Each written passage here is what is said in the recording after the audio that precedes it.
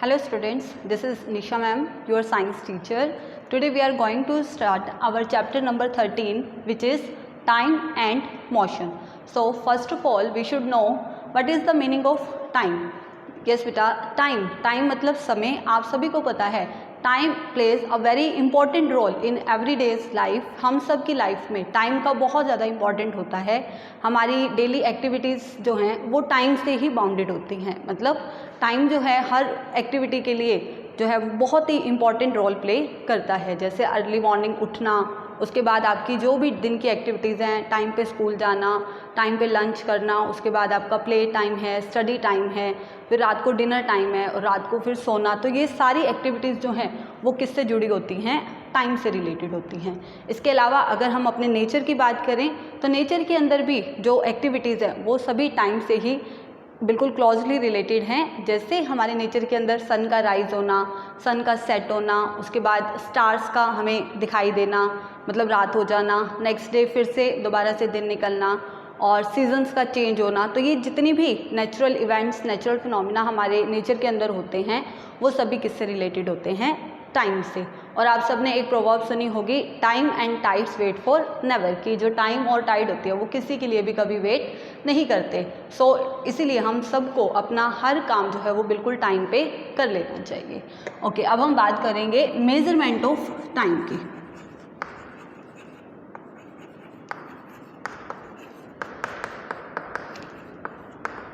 Okay, अगर हम बात करें, हमें अगर डेली अपना टाइम मेज़र करना होता है तो मतलब जैसे अभी कितने बजे हैं, अभी कितने बजे हैं, तो इसके लिए हमारे पास क्या डिवाइसेस हैं? We have clock and watch to measure our time. कि हम सबके पास क्लॉक्स और वॉचेस होती हैं जिनका यूज़ करके हम टाइम का मेज़रमेंट कर सकते हैं. लेकिन अगर बात की जाए एंशिएंट टाइम पे, पुराने टाइम में, क्या पुराने लोगों के पास भी क्लॉक्स या वॉचेस अवेलेबल थी? So its answer is no. नहीं, पुराने लोगों के पास ना तो क्लॉक्स थी ना ही वॉचेस थी. तो क्या फिर उनको टाइम का नहीं पता लगता था? लेकिन टाइम तो उनके लिए भी उतना ही इम्पॉर्टेंट था जितना आज हम सब के लिए है.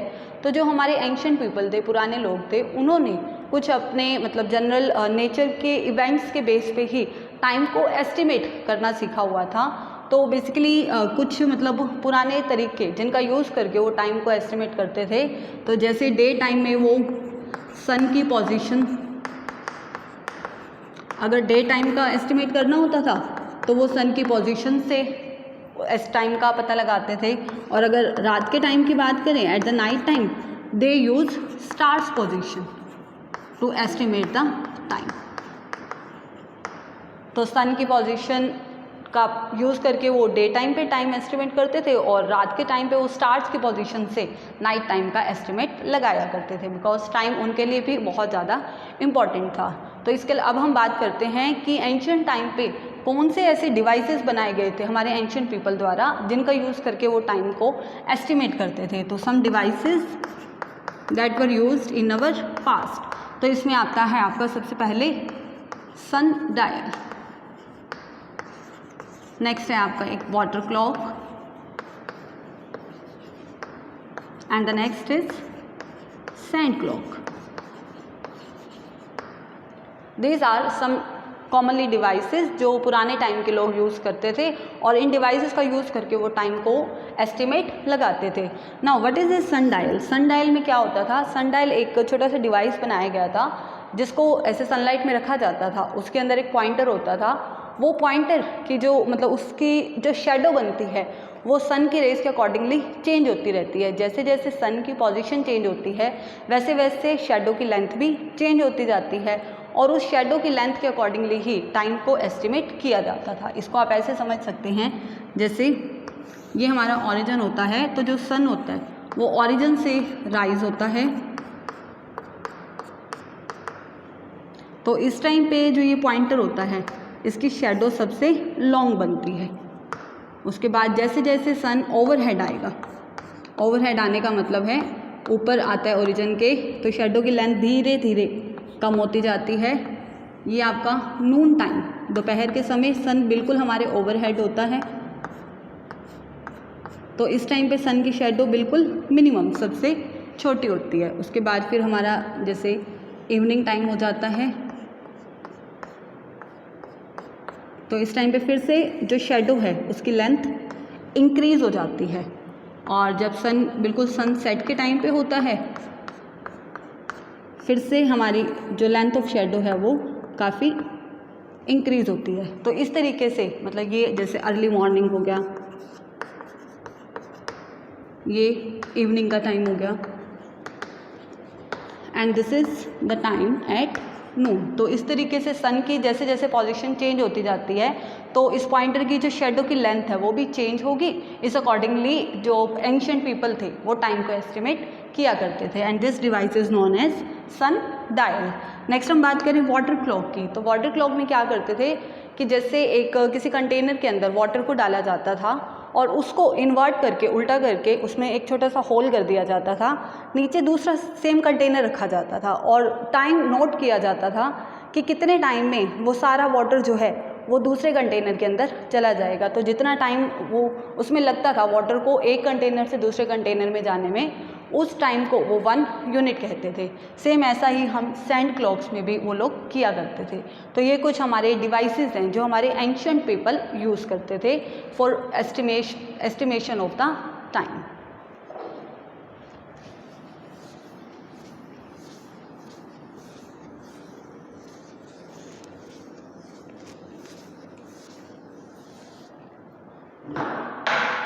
नेक्स्ट हम बात करें कि अगर 1 डे को हमें डिफ़ाइन करना हो तो उनके अकॉर्डिंगली 1 डे को कैसे डिफ़ाइन किया जाता था। तो 1 day is the time interval between 1 sunrise to next sunrise. Suppose जैसे आज अर्ली मॉर्निंग में सनराइज़ हुआ है तो आज सनराइज से कल जो सनराइज होगा इसके बीच का जो टाइम इंटरवल था this is calculated as 1 day, जो कि एस्टिमेटली इक्वल होता है आपका 24 आवर्स के। ऐसे ही अगर हमने 1 मंथ को डिफ़ाइन करना हो तो 1 मंथ क्या होता है, 1 month is the time interval between 1 new moon day to next new moon day. Now what is this new moon day? New moon day किसे कहते हैं? अमावस्या के दिन को। तो जैसे सपोज कि आज मान लो अमावस्या का दिन है तो आज से मंथ स्टार्ट हुआ, अब जब नेक्स्ट अमावस आएगी तो उसके बीच का जो टाइम होगा उसको वो 1 मंथ एस्टिमेट करेंगे। ये नियर अबाउट इक्वल होता है आपका 29 डेज, 28 टू 29 डेज के बीच का जो टाइम होता है। So this is our 1 month. And how they define 1 year? 1 year को कैसे डिफाइन करते हैं? 1 year is the time taken by the earth to complete 1 revolution around the sun. तो अर्थ को time taken by the earth to complete 1 revolution around the sun. और आपको I think पता होना चाहिए कि अर्थ को कितना टाइम लगता है सन के अराउंड कंप्लीट रिवोल्यूशन के लिए। It is 365 whole 1/4 days. लेकिन हम जनरली इसको 365 डेज ही कहते हैं 1 ईयर को। तो ये जो 1/4 डे होता है ये 4 ईयर्स तक कंटिन्यू ऐड होता जाता है। एंड एवरी 4th ईयर, हर जो 4th ईयर आता है, हर चौथा साल आता है, उसमें there are a total of 366 days. और उस ईयर को हम कहते क्या हैं? It is known as a leap year, जिसको हम लीप ईयर भी कहते हैं क्योंकि इसके अंदर 366 डेज होते हैं। So this is how we define 1 day, 1 month and 1 year.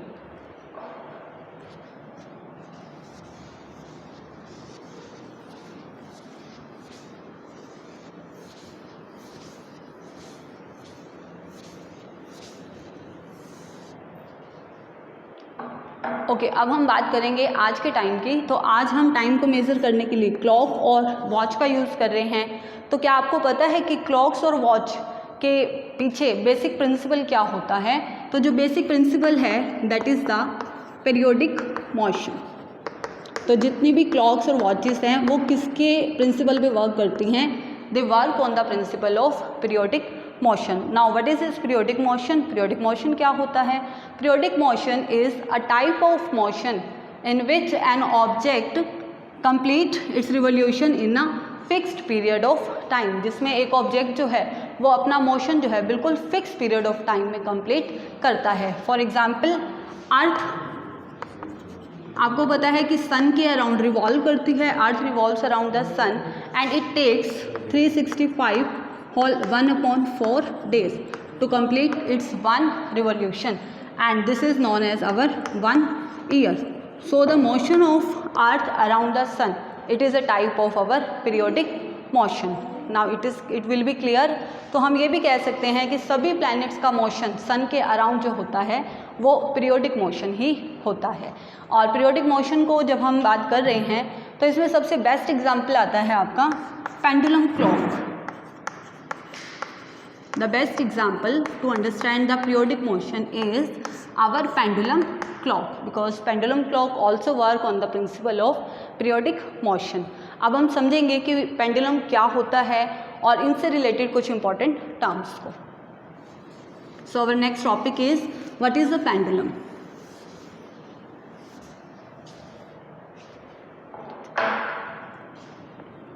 Okay, now we will understand this term pendulum. तो इसको समझने के लिए मैं आपके लिए सामने एक छोटा सा डायग्राम बनाऊंगी जिससे आपको पेंडुलम को क्लियर हो जाएगा।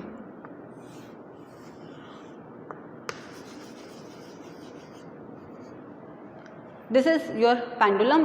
सो पेंडुलम क्या होता है, ऊपर जो है ये एक रिजिड स्पॉट है क्योंकि यहाँ से पेंडुलम जो है वो अच्छे से कनेक्टेड होता है। This is the metal ball and this metal ball is also called bob, and this is the thread by which this metal ball is connected to our rigid spot. अब pendulum हम किसको कहेंगे? A pendulum consists of a small metal ball which is connected to a rigid spot via a thread, और such that कि जो pendulum होता है it can oscillate between about its main position. Main position क्या होती है? This position, क्योंकि इस पोजीशन पे पेंडुलम जो है वो बिल्कुल रेस्ट पोजीशन पे है। तो जैसे ही इस पे हम थोड़ी सी फोर्स लगाएंगे it will start oscillating about its mean position, जिसको हम ऐसे रिप्रेजेंट करेंगे like this and this.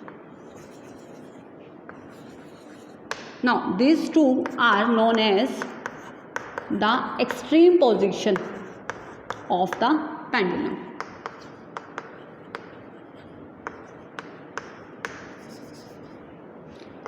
This is A, this is B and this is C. हम इसको अपने अकॉर्डिंगली कोई भी नेम दे सकते हैं। तो जो पेंडुलम होता है ये अपनी मेन पोजीशन से अपनी एक्सट्रीम पोजीशन के बीच में फ्री टू स्विंग मतलब इजीली ऑसिलेट करता है। जैसे सपोज ये पहले बी की तरफ गया, फिर ये वापस ए पे आएगा, यहाँ से दोबारा ये सी पे जाएगा और सी से वापस ये ए पर आएगा। सो इस तरीके से पेंडुलम जो है वो अपने मेन पोजीशन के अराउंड स्विंग कर रहा है, ऑसिलेट कर रहा है। अब हम पेंडुलम से रिलेटेड कुछ इंपॉर्टेंट टर्म्स को समझ रहे हैं। तो सबसे पहला आता है इसमें लेंथ ऑफ द पेंडुलम। अगर हम पेंडुलम की लेंथ को के बारे में बात करें तो क्या होती है? The length of the pendulum is this one which is represented as small letter L. Now क्या है, इसको डिफाइन कैसे कर सकते हैं? The length of the pendulum is defined as the length of the string, इस स्ट्रिंग की length through which the pendulum is connected by a rigid spot to the bob, कि रिजिड सपोर्ट से bob के बीच जो ये pendulum की मतलब आपको जो ये थ्रेड दिखाई दे रहा है, इस थ्रेड की जो लेंथ होगी that is called the length of the pendulum, जिसको हम स्मॉल लेटर एल से भी डिनोट कर सकते हैं। सेकेंड जो टर्म इससे रिलेटेड है वो है आपकी main position of the pendulum. Pendulum की मेन पोजीशन, इसके बारे में हमने जस्ट अभी बात की थी। जो ये है आपकी दिस पोजीशन, जिसको हमने ए से डिनोट किया था, this A position is known as the mean position of the pendulum. और इसको हम कैसे कह सकते हैं? The position of the pendulum at which it is at rest, मतलब वो पोजीशन जिस पे पेंडुलम जो है वो बिल्कुल फ्री अपने रेस्ट पोजीशन पर है। This is called the mean position of the pendulum, क्योंकि इसके बाद जब हम इस पर थोड़ा सा भी फोर्स लगाते हैं तो ये अपनी एक्सट्रीम पोजीशन तक ऑसिलेट करना शुरू कर देता है। थर्ड इससे रिलेटेड टर्म जो है वो है oscillation of the pendulum.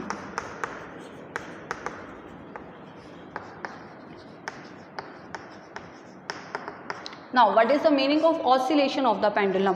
Oscillation का मतलब क्या है कि जो पेंडुलम है वो mean position to extreme position के बीच में ऑसिलेट कर रहा है. So how we will say कि वन कंप्लीट ऑसिलेशन को कैसे डिफाइन कर सकते हैं? So one complete to and fro motion of the bob from its mean position to extreme position, और यहाँ एक्सट्रीम पोजीशन दोनों, जैसे पहले पेंडुलम A टू B पर गया, फिर B से वापस A पर आया, फिर यहाँ A से होता हुआ फिर ये गया C पर, और फाइनली C से ये वापस रिटर्न हो गया A. सो ये जो कंप्लीट मोशन हुआ पेंडुलम का, this is complete one oscillation of the pendulum. Next हम बात करें तो हमारे पास आता है time period of the pendulum.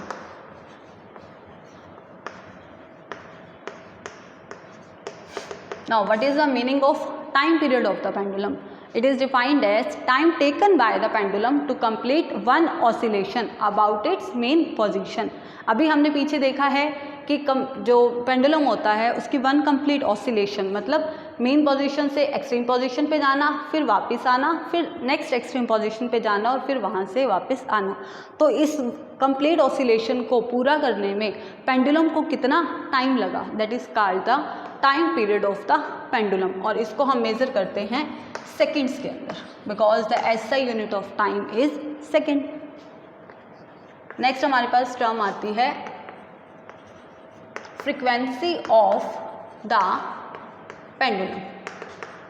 What is the meaning of frequency of the pendulum? इसको हम कैसे डिफाइन कर सकते हैं?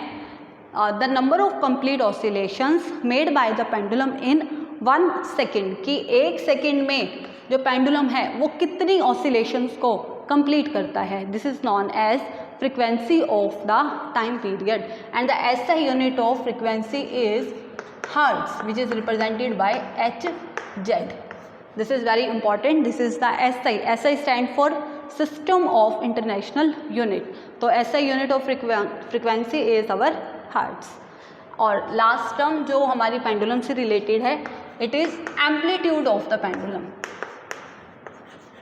Amplitude of the pendulum. Amplitude को आप कैसे समझ सकते हैं?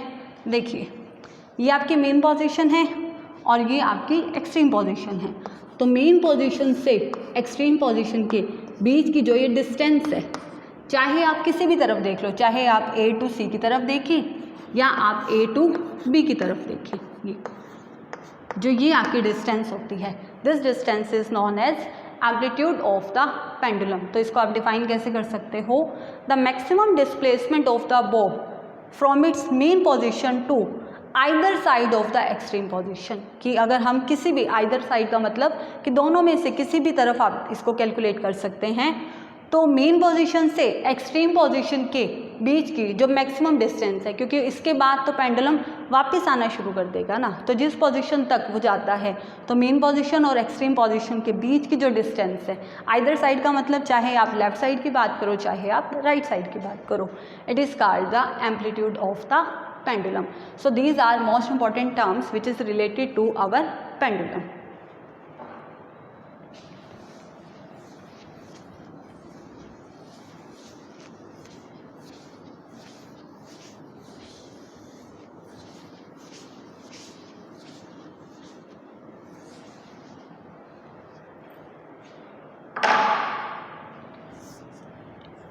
नेक्स्ट हम बात करेंगे आपकी, अभी हमने फ्रीक्वेंसी और टाइम पीरियड के बारे में पढ़ा है कि टाइम पीरियड का मतलब क्या होता है? Time taken by the pendulum to complete one oscillation, कि पेंडुलम को एक पूरी ऑसिलेशन पूरा करने में कितना टाइम लगा. और फ्रीक्वेंसी की बात की जाए तो number of oscillation completed in 1 second. तो इन दोनों के बीच में एक रिलेशन बनता है जिससे हमारे पास एक फॉर्मूला बनता है, और वो फॉर्मूला क्या है? Frequency equal to 1 upon time period. इसका मतलब हम ये कह सकते हैं frequency is inversely proportional to time period. Means जितना टाइम पीरियड ज़्यादा होगा उतनी ही फ्रीक्वेंसी कम होगी.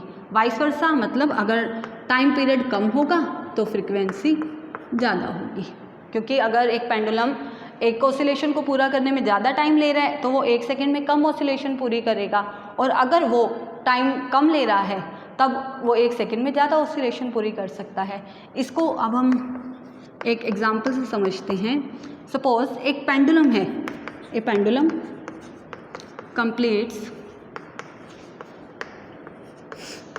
20 oscillations in 5 सेकेंड। एक पेंडुलम है, वो 5 सेकेंड में 20 ऑसिलेशंस पूरी करता है and you have to calculate its time period and frequency. आपको ये दोनों चीज़ें इसकी कैलकुलेट करनी है। तो how you will calculate it, देखिए 5 सेकेंड में पेंडुलम कंप्लीट करता है 20 ऑसिलेशन और फ्रीक्वेंसी क्या होती है कि पेंडुलम 1 सेकेंड में कितनी ऑसिलेशंस पूरी करेगा। तो जब वो 20 ऑसिलेशन 5 सेकेंड में पूरी करता है तो 1 ऑसिलेशन पूरा करने में टाइम लेगा 20/5 दैट इज़ 4। इसका मतलब वो 1 सेकेंड में 4 ऑसिलेशन पूरी करता है। तो इसकी फ्रीक्वेंसी क्या हुई 4 हर्ट्ज़। अगर हम बात करें इसके टाइम पीरियड की, तो अगर वो 20 ऑसिलेशन पूरी करने में 5 सेकेंड ले रहा है तो एक ऑसिलेशन पूरी करने में कितना टाइम लेगा, it will take 5/20 second that is 1/4 और we can say 0.25 second. So this is how we calculate frequency and time period of a simple pendulum.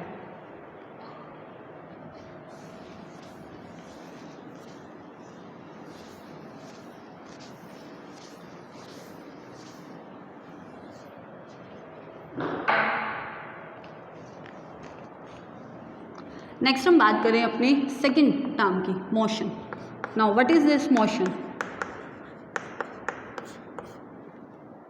Okay, motion, an object is said to be in motion when it changes its position with time as well as its surroundings. मतलब motion को हम गति भी कह सकते हैं कि कोई भी ऑब्जेक्ट, यहाँ ऑब्जेक्ट आपका लिविंग हो चाहे नॉन लिविंग हो, तो कोई भी ऑब्जेक्ट मोशन में कब कहा जाएगा, जब उसकी पोजीशन जो है वो टाइम के साथ साथ और अपने सराउंडिंग्स का मतलब हमारे आसपास की चीज़ों के अकॉर्डिंगली अगर उसकी पोजीशन चेंज होती है तब हम कहेंगे कि वो ऑब्जेक्ट मोशन में है। फॉर एग्जांपल एक ऑब्जेक्ट है आपके पास ए, वो सपोज 0 सेकेंड मतलब स्टार्टिंग में इस पोजीशन पर खड़ा है, उसके बाद आपने 10 सेकेंड बाद ऑब्जर्व किया, आफ्टर 10 सेकेंड आपने देखा कि ऑब्जेक्ट ये यहाँ पहुँच गया है, ठीक है। उसके बाद सपोज आपने नेक्स्ट 10 सेकेंड में देखा, मतलब ये अब यहाँ 20 सेकेंड में देखा आपने, तो ऑब्जेक्ट की पोजीशन फिर से चेंज हो गई है। तो इसका मतलब ऑब्जेक्ट की पोजीशन टाइम के साथ साथ चेंज हो रही है, तो ये ऑब्जेक्ट किस में है, it is in motion. Next हम बात करेंगे about the type of motion, कि मोशन कितने टाइप का होता है। सो मोशन वैसे तो बहुत सारे टाइप का होता है, तो अगर हम उसमें मेन बात करें तो उसमें आता है आपका पहला rectilinear motion, next is circulatory motion, rotatory motion,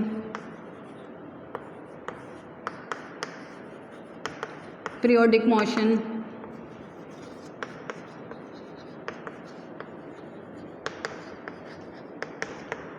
non-periodic motion and oscillatory motion. These are the various type of motion. तो रेक्टिलिनियर मोशन किसे कहते हैं? रेक्टिलिनियर का मोशन होता है straight line. Rectilinear word stand for straight line, means अगर एक object जो है वो स्ट्रेट लाइन में ट्रेवल कर रहा है, जैसे